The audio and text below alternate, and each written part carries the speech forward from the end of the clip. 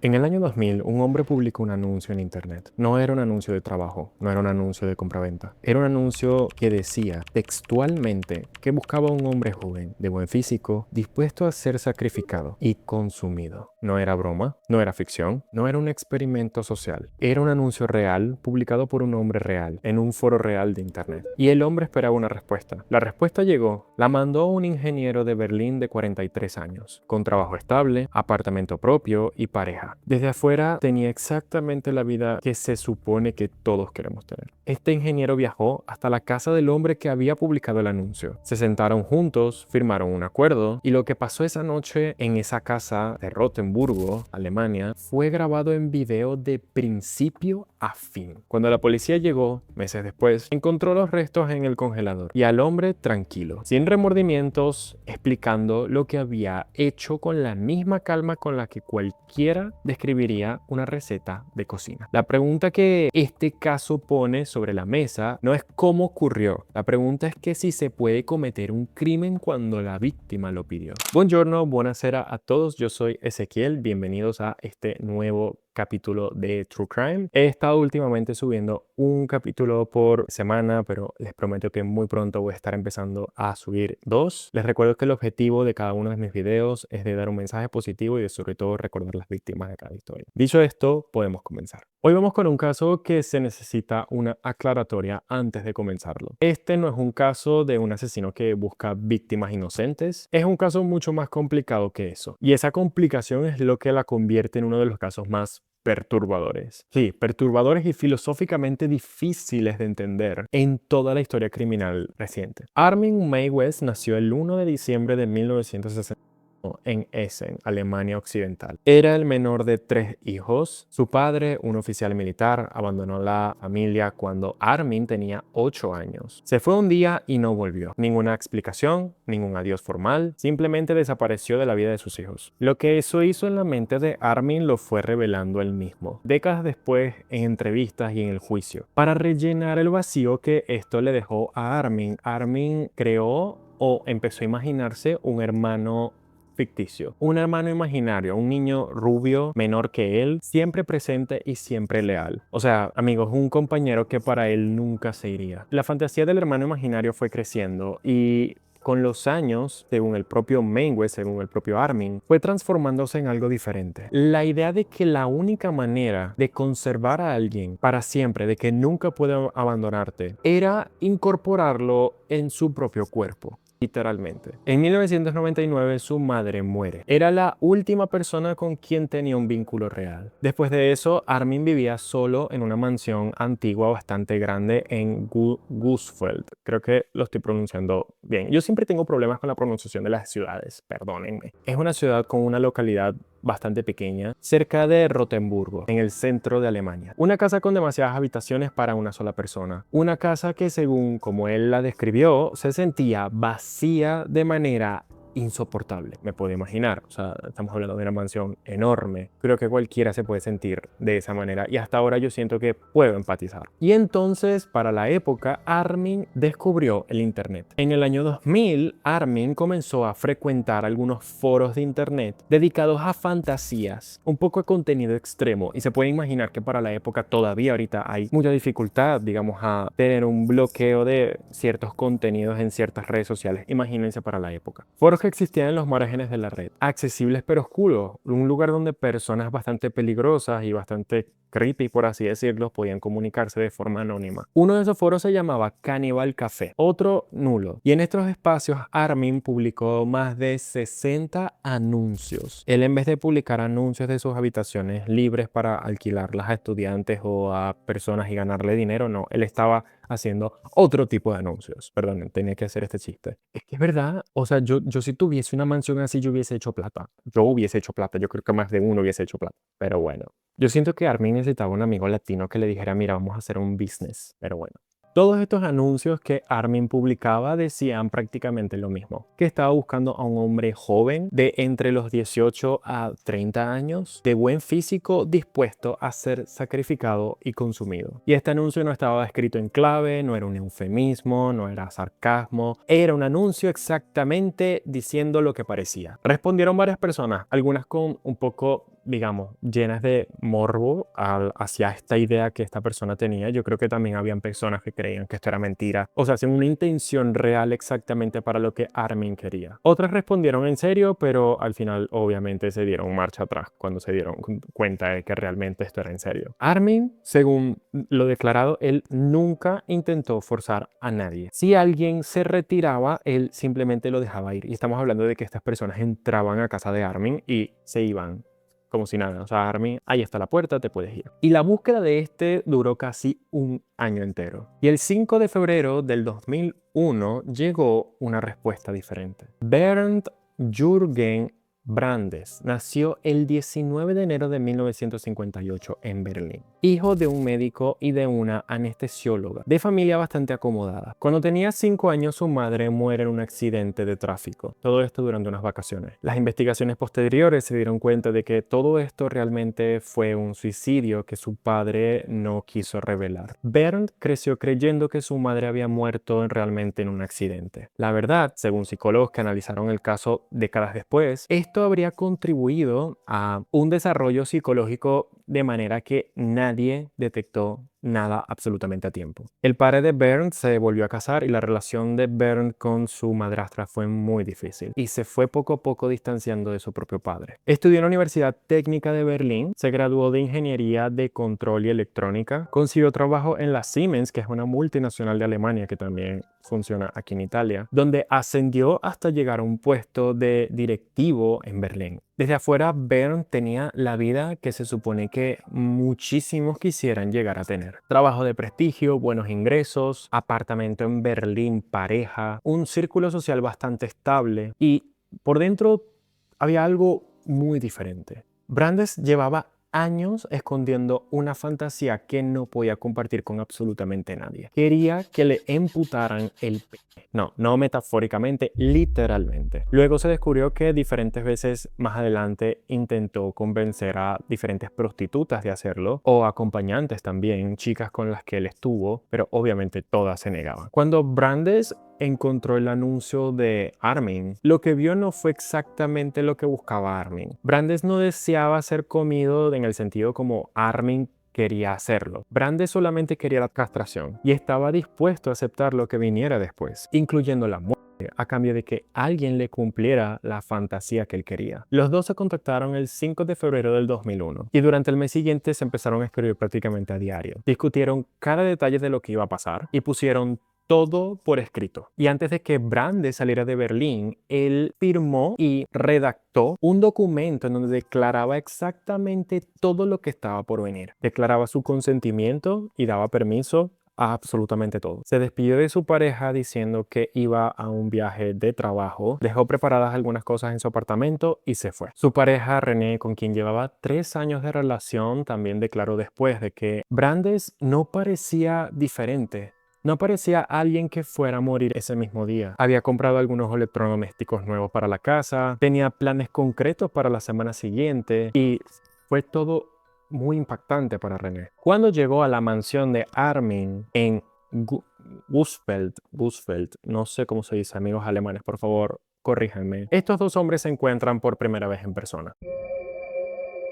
Armin tenía preparada una cámara de video. Grabó toda la noche. Las 4 horas de todo lo que pasó ese día están documentados en ese video, que se convirtió obviamente más tarde en la pieza fundamental del proceso judicial. Tomaron juntos alrededor de 20 pastillas para dormir y bebieron alcohol. No como preparación para el dolor, sino parte del ritual que habían acordado. Y lo que pasó a continuación en esa cocina, amigos, fue lo que Armin describió con una calma y con una tranquilidad que dejó a todo el mundo boca cerrada, boca abierta, todo tipo de boca. No lo voy a detallar aquí, amigos, porque a YouTube no le gustaría para nada. Y más allá de lo que los hechos del caso requieren, Armin cumplió lo que Brandes le había pedido. Brandes comenzó a desangrarse y Armin lo llevó para una bañera. Mientras Brandes estaba agonizando en la bañera, Armin se fue a la habitación de al lado a leerse una novela de ciencia ficción durante varias horas y cuando Brandes perdió el conocimiento fue que empezó absolutamente todo. Armin vuelve al baño en la bañera y ve a Brandes sin conciencia y lo mató de una puñalada en el cuello. Después de que Brandes murió, Armin empezó a descuartizar el cuerpo. Congeló las partes en su congelador. Las organizó absolutamente todas. Una de las cosas que me dejaron también boca abierta fue que él contó también en el juicio de que junto al cuerpo también guardaba una pizza congelada que tenía así para cenársela normal. Y tenía alrededor prácticamente todos los pedazos del cuerpo de Brandes. Durante los meses siguientes, Armin cocinó y consumió alrededor de 20 kilos de carne humana. La preparaba con salsas y con acompañamientos. Describió todo este proceso en entrevistas y en todos los procesos judiciales posteriores. Pero todo esto, amigos, tenía un significado específico en Armin. Brandes era parte de él y nunca se iría. Armin ya no se sentía solo porque Brandes estaba dentro de él. Los huesos, la piel y los órganos se enterraron en el jardín de esta mansión y la desaparición de Brandes fue notoria. Sus colegas de Siemens empezaron a notar su ausencia, su pareja René empezó a buscarlo, fue declarado desaparecido. Pero nadie conectó esa desaparición con nada ni con nadie de Rutemburgo. Y Armin continuó su vida. Él siguió trabajando, siguió frecuentando los mismos foros de internet como si nada y siguió publicando anuncios. O sea, él siguió buscando exactamente lo mismo. A finales del 2002, un estudiante de Austria estaba frecuentando los mismos foros que Brandes y Armin estaban frecuentando y encontró los anuncios de Armin. Estaba chateando con él y en el momento de esta conversación en el que Armin empezó a hablar sobre su fantasía, el estudiante no sabía, como muchos otros, de que si lo que estaba describiendo Armin era real o no, pero decidió que no podía ignorarlo y alertó a la policía de esto. La policía alemana obtuvo una orden judicial y fueron el 10 de diciembre del 2002. Los agentes interrumpieron esta mansión enorme de Guftfeld. Encontraron el congelador, encontraron todo eso en el jardín y encontraron sobre todo el video que había hecho Armin a Brandes. Armin no intentó escapar. Él absolutamente dijo todo. No intentó negar absolutamente nada. Habló con los agentes con la misma tranquilidad como hablaría con cualquier otra persona. Confirmó todo lo que habían encontrado y explicó el por qué. Para ese entonces había pasado 1 año y 9 meses después de la muerte de Brandes, que fue esa noche del 9 de marzo del 2001. El juicio de Armin comenzó en diciembre del 2003 en el tribunal de Kassel en Alemania. Y desde el primer día planteó una pregunta que el derecho penal alemán no había tenido que responder de forma directa. ¿Se puede cometer un homicidio cuando la persona muerta lo pidió expresamente? La defensa de Armin construyó su argumento sobre una figura jurídica existente. En el Código Penal alemán, el homicidio a petición, esta figura reconoce que matar a alguien que lo solicita de forma expresa y reiterada es distinto en términos de culpabilidad de matar a alguien que no lo quiere. La pena máxima bajo esta figura era de 5 años. Y la defensa argumentó que Brandes había pedido esto voluntariamente y de forma libre. Todo esto informado y documentado por Armin. Había viajado voluntariamente, había participado activamente en los preparativos, nadie lo había engañado, nadie lo había forzado de nada. Y la fiscalía argumentó lo contrario, que el consentimiento a ser asesinado no es jurídicamente válido, porque el derecho protege la vida incluso de quienes quieren terminar con ella, y que la naturaleza del acto de Armin, grabado en videos con evidente satisfacción, iba más allá de cualquier definición de homicidio a petición. Y el tribunal aquí también escuchó testimonios de psicólogos y del propio Armin, quien describió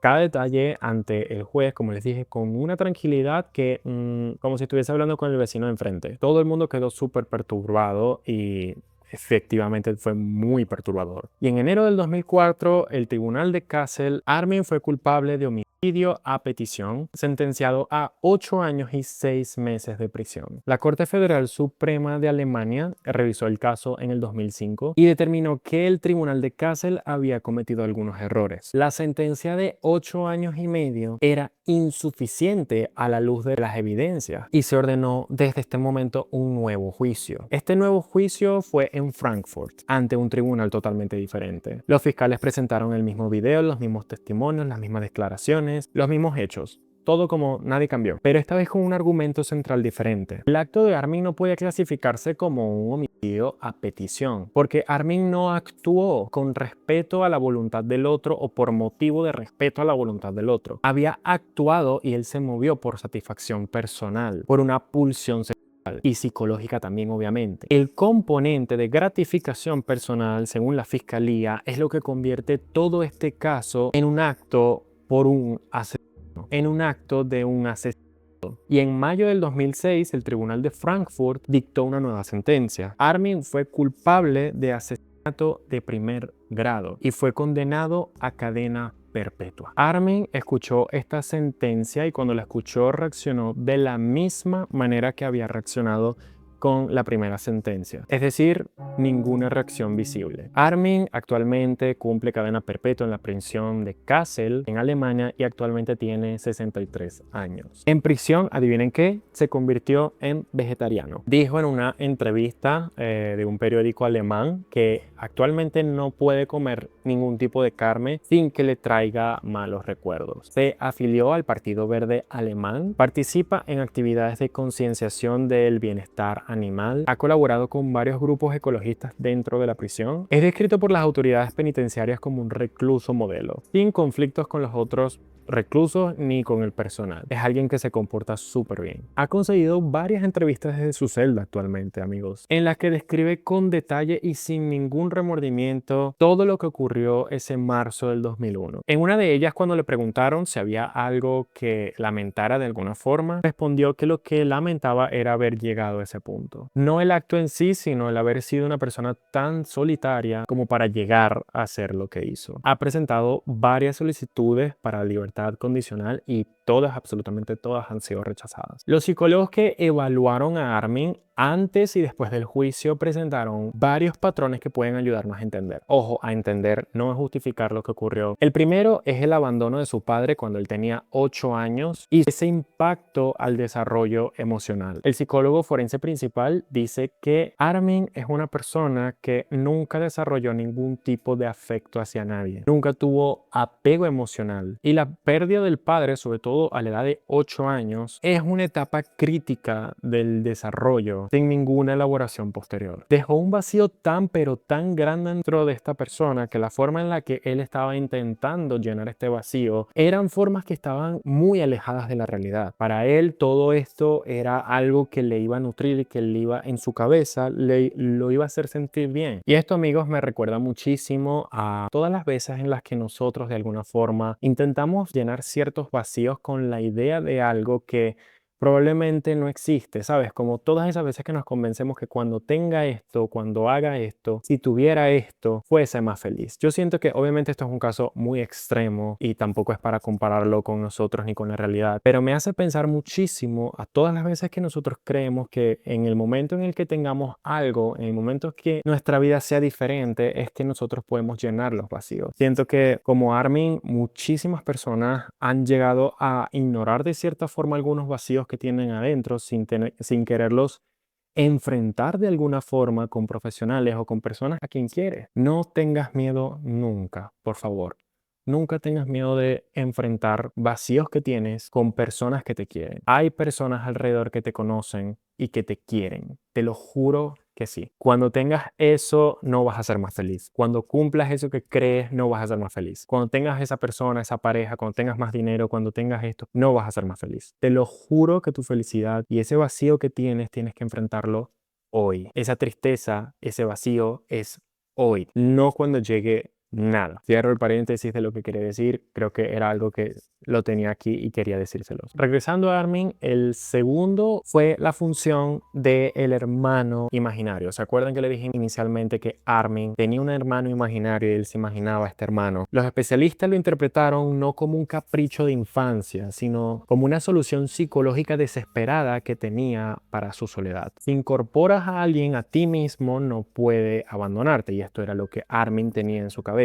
Obviamente, esta lógica en la mente de un niño de 8 años no tiene coherencia. El problema es que Armin la fue elaborando, la fue perfeccionando y literalizando durante 4 décadas hasta que se convirtió en un programa de acción. ¿Sí entienden? Todo parte desde un pensamiento psicológico de la infancia que se cree que con eso te vas a sentir mejor. En tercer lugar es la ausencia, como los llaman los especialistas, de la angustia egodistónica. Armin nunca vivió esto como algo que lo perturbara y nunca buscó obviamente ayuda psicológica. No lo vivió como un problema, lo vivió como una verdad que él tenía en sí mismo que el mundo no era capaz de entender. Los psicólogos discreparon entre sí sobre si Armin sabía que lo que estaba haciendo estaba mal o no. El tribunal, según el tribunal, Armin en el segundo juicio sí lo sabía. Era capaz de entender y de querer y era capaz de distinguir entre el deseo que tenía y lo que la ley establecía. Y eligió conscientemente la primera opción. Esto último es lo que convierte esto en un asesinato y no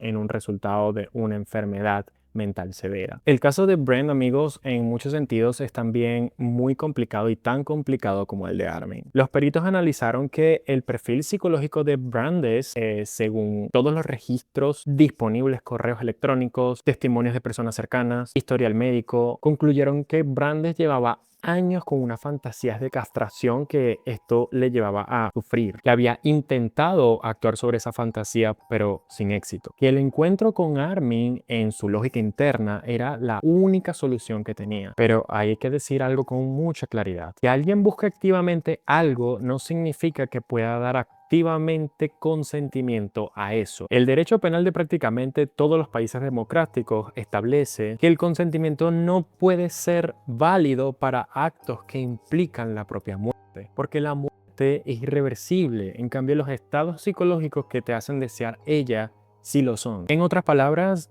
y en resumen, que Brandes haya pedido explícitamente esto no absuelve ni justifica a Armin que lo haya hecho. El caso de Armin estableció en Alemania un precedente que termina con todo tipo de homicidio a petición y donde empieza a partir de aquí el asesinato. Sí o sí. Y esa línea, que antes era difusa, quedó trazada con precisión cuando el acto es motivado por gratificación personal del que mata. Por más que la víctima lo haya pedido, estamos sí o sí hablando de asesinatos.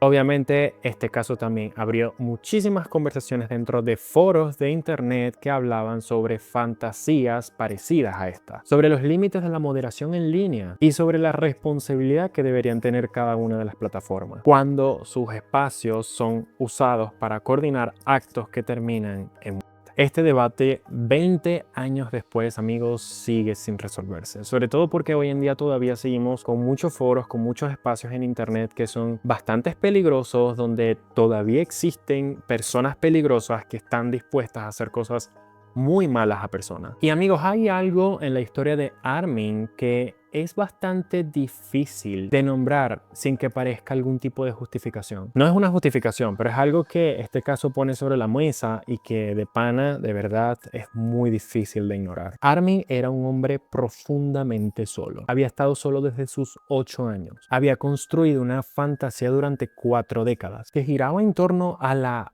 misma idea: encontrar a alguien que nunca pudiera irse. Esa soledad, amigos, no es inusual. Esto hablamos de una soledad muy crónica, profunda, que no encuentra salida ni en las relaciones sociales, ni en el trabajo, ni en ningún otro lado. Y esto afecta actualmente a mucha más gente de las que se reconoce, porque son cosas que uno no puede ver. Declaró su veredicto. La única diferencia es que casi nadie la elabora durante 40 años y la vuelve una fantasía que viene expuesta en foros de internet. Pero de que hay casos y de que esto existe, amigos, créanme que existe. El caso de Armin también lo que nos dice es que su soledad fue totalmente desapercibida, amigos, por sus vecinos, por sus compañeros de trabajo, por todo aquel que le rodeaba. Nadie vio nada y nadie pensó que algo raro había en él. Brent tenía algo también, digamos, parecido a Armin, y era que igualmente era invisible de su sufrimiento. Un hombre con todas las señales externas del éxito, pero con un dolor interno que nunca pudo compartir con nadie de su entorno real, que terminó buscando en internet, en un foro, lo que en ningún lado pudo encontrar. Estamos hablando de 2 hombres profundamente solos, un anuncio de internet, una mansión en el centro de Alemania, y el resultado